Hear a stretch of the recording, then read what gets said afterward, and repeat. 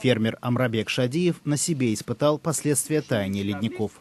Вода мешает полевым работам, сели размывают дороги и угрожают снести дома.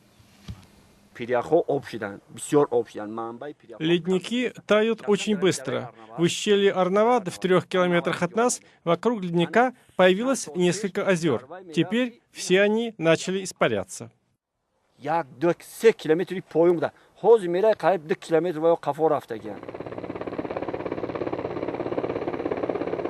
В этом году здесь произошел инцидент, который на 2 недели лишил жителей села воды.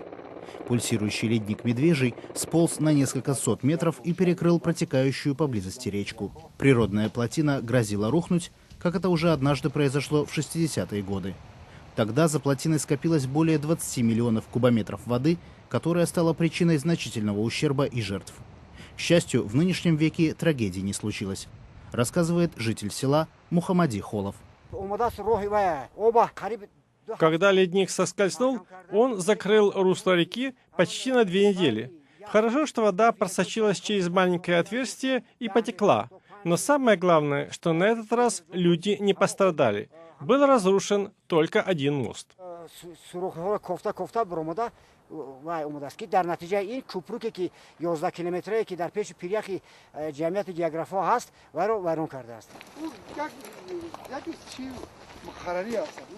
Поэтому власти страны совместно с программой развития ООН решили провести комплексную проверку ледников, которые могут угрожать безопасности населения. Последняя такая экспедиция проводилась в 60-е годы, и тогда она носила природоведческий характер. Результаты нынешней экспедиции доказали, ледники двигаются вперед. Рассказывает начальник экспедиции профессор Абдулхамид Каюмов.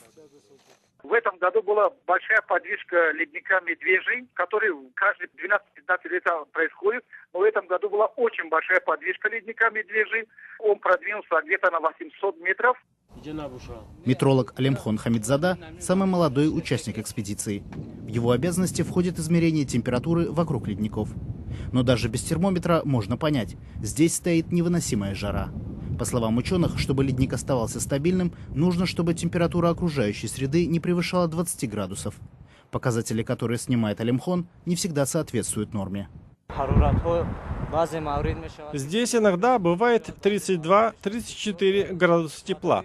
В такой местности температура воздуха меняется очень быстро. Вот, к примеру, с утра еще было 20 градусов, а через некоторое время столбик термометра вырос на 14 градусов. В летнее время года здесь 30 градусов жары. Когда в таких местах температура воздуха достигает 40-45 градусов, ледники начинают быстро таять и больше передвигаться.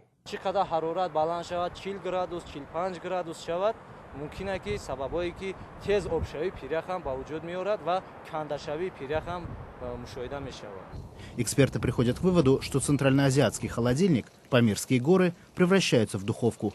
Высокие температуры грозят растопить еще больше ледников. Они начнут двигаться с мест, вода пойдет в долины. Пример схода ледника Медвежий рисует мрачную картину.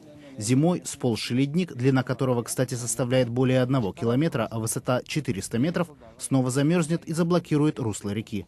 За плотиной образуется озеро, а что будет потом, рассказывает сотрудник районного подразделения МЧС Юсуф Исхоков. Если здесь возникнет озеро, то оно будет представлять опасность не только для населения нашего района. Ведь прорвавшись, вода зальет большие территории. Сейчас мы выставили круглосуточное дежурство в определенных местах.